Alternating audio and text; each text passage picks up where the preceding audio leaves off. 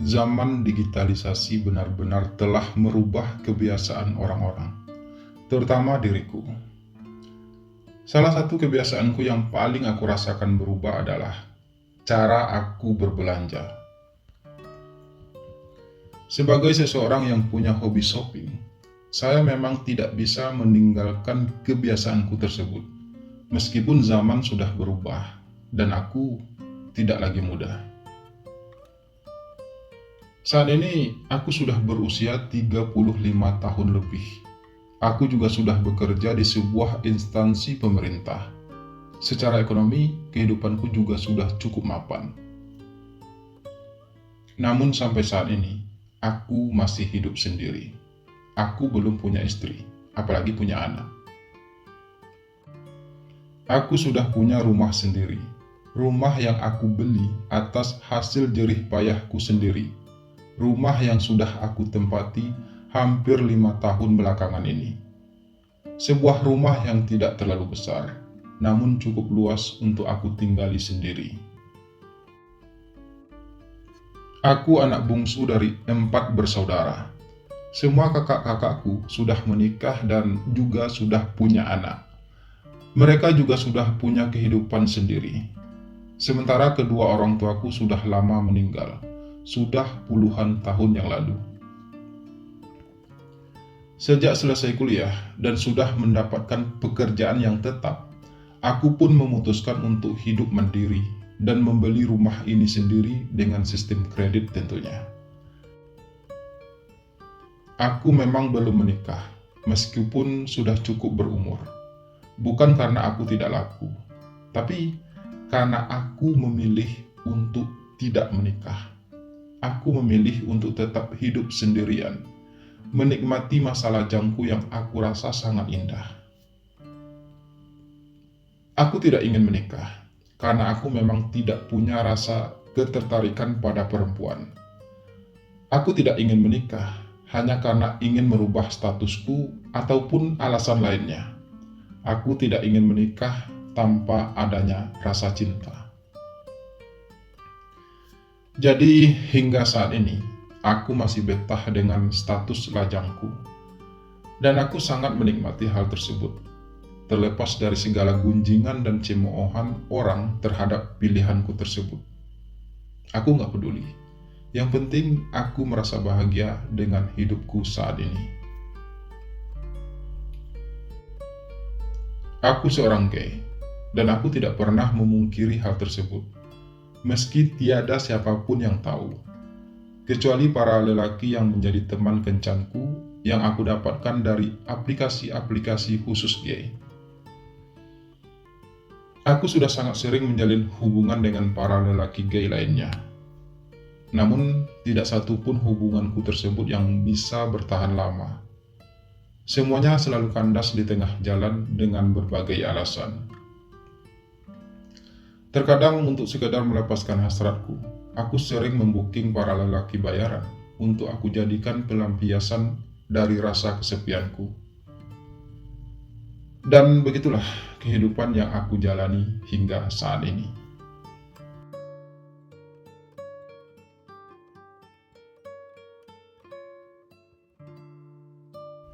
Sebagai seseorang yang punya hobi belanja, aku memang lebih sering menghabiskan uang gajiku hanya untuk membeli barang-barang yang bahkan kadang-kadang tidak aku butuhkan.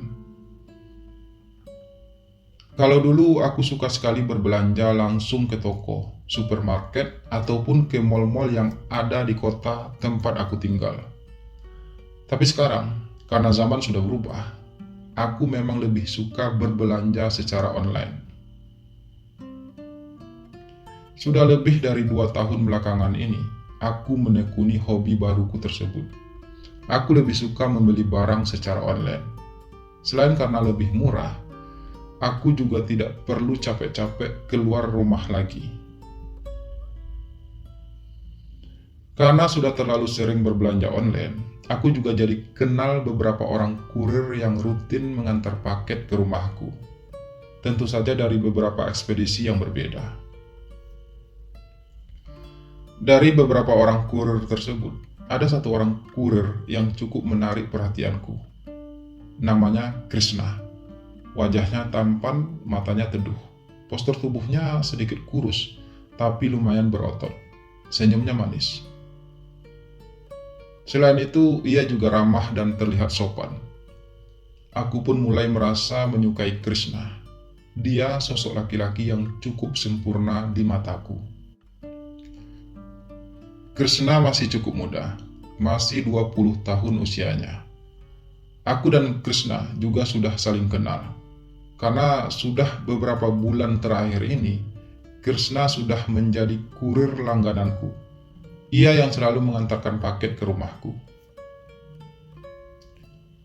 Setiap kali Krishna mengantarkan paket ke rumahku, aku selalu menawarkan ia minum dan beristirahat sejenak. Aku juga selalu memberi tip padanya sebagai bentuk ucapan terima kasihku.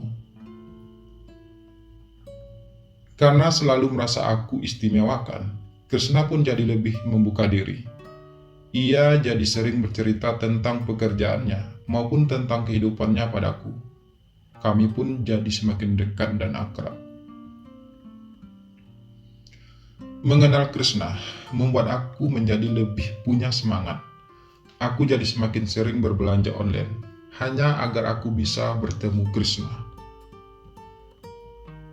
Dari ceritanya, Krishna mengaku kalau ia adalah anak sulung dari 3 bersaudara. 2 adiknya perempuan dan masih bersekolah. Sementara Krishna harus rela untuk tidak kuliah karena harus membantu orang tuanya mencari nafkah. Ayah Krishna hanyalah seorang buruh bangunan, sedangkan ibunya seorang buruh cuci. Kehidupan keluarga Krishna memang jauh dari kata mapan. Karena itulah, Krishna harus ikut bekerja membantu ekonomi keluarganya. Mendengar cerita Krishna tentang kehidupannya, aku turut merasa prihatin. Di usianya yang terbilang masih cukup muda, Krishna sudah harus merasakan kerasnya kehidupan ini. Karena itu juga, aku jadi semakin sering memberi bonus untuk Krishna. Setidaknya untuk bisa membantu keuangannya. Meski sebenarnya Krishna selalu menolak hal tersebut. Tapi aku selalu berhasil memaksanya untuk menerima bonus yang aku berikan padanya. Kenapa Bang Abe sangat baik padaku? Tanya Krishna pada suatu hari, saat untuk kesekian kalinya ia mengantar paket ke rumahku. Setelah ia dengan cukup berat terpaksa menerima lagi tip dariku. Karena kamu juga orang baik, Krishna. Abang salut sama perjuangan kamu untuk tetap bekerja membantu perekonomian keluarga kamu. Balasku apa adanya.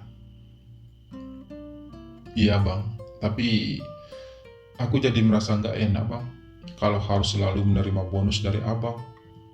Ucap Krishna lagi. Udah, kamu santai aja. Selagi saya mampu, pasti saya akan coba bantu kamu. Lagi pula, bonus yang saya berikan juga nggak seberapa kok. Balasku lagi. Iya bang, terima kasih banyak ya bang Abe. Semoga suatu saat saya bisa membalas jasa Bang Abe. Krishna berucap lagi, sebelum akhirnya ia pun pamit untuk melanjutkan tugasnya sebagai seorang kurir.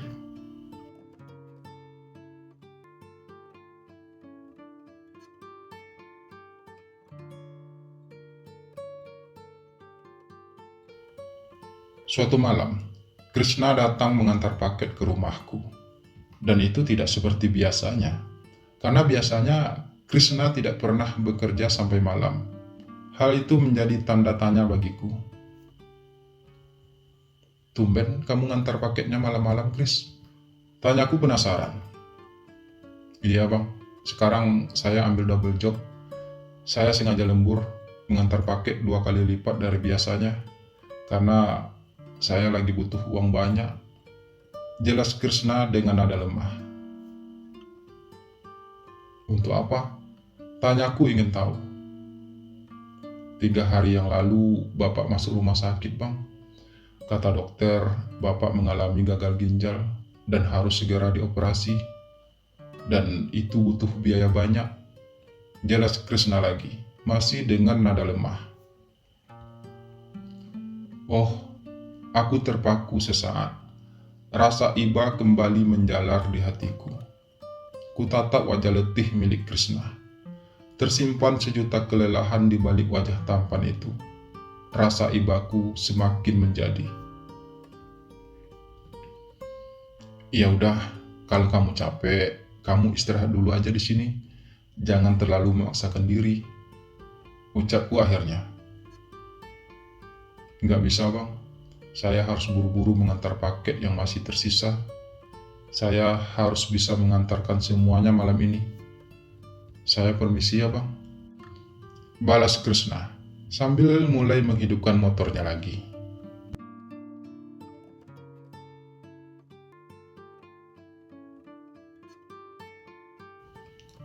Krishna, kamu bisa pakai uang ini dulu ya. Anggap aja ini pinjaman dari saya untuk biaya operasi ayah kamu. Kamu bisa bayarnya kapan aja, setidaknya sampai kamu punya uang. Yang penting saat ini adalah kesehatan ayah kamu. Ucapku berusaha meyakinkan Krishna agar mau menerima bantuan dariku. Aku memang sengaja mengambil sebagian dari uang tabunganku. Setelah aku mendengar cerita dari Krishna tadi malam, aku hanya ingin membantunya. Siang itu aku sengaja menelpon Krishna agar datang ke rumahku. Dan kamu gak perlu kerja lembur lagi. Kamu gak harus kerja dari pagi sampai malam, Chris. Kamu juga harus menjaga kesehatanmu. Nanti kalau kamu sakit, malah tambah repot. Lanjutku lagi. Tapi bang, aku ucap Krishna terbata. Udah, kamu ambil aja ya. Yang penting ayah kamu dioperasi dulu. Nanti kalau beliau udah pulih, baru kamu pikirkan soal pinjaman ini. Ujarku memotong ucapan Krishna barusan.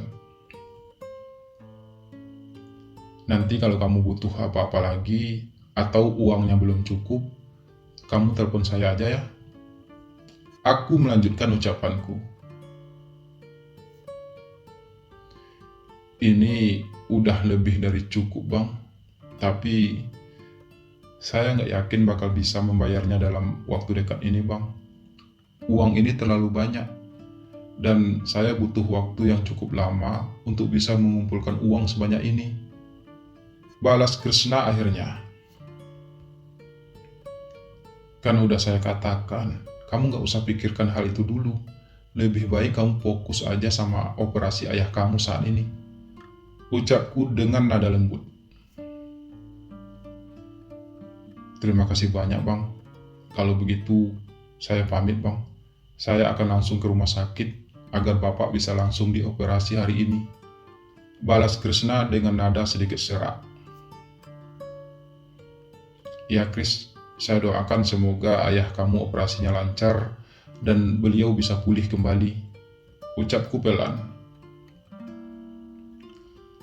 Lalu kemudian, Krishna pun segera keluar dari rumahku dan dengan sedikit terburu, ia menghidupkan motornya.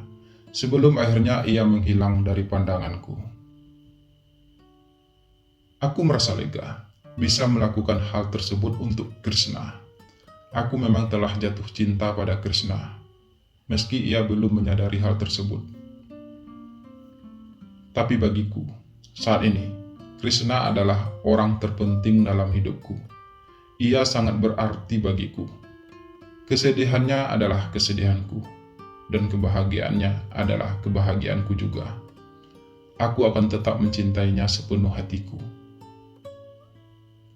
Aku hanya berharap, semoga suatu saat Krishna menyadari hal tersebut. Aku hanya berharap, semoga suatu saat Krishna mau membuka hatinya untuk menerima cintaku. Ya, semoga saja.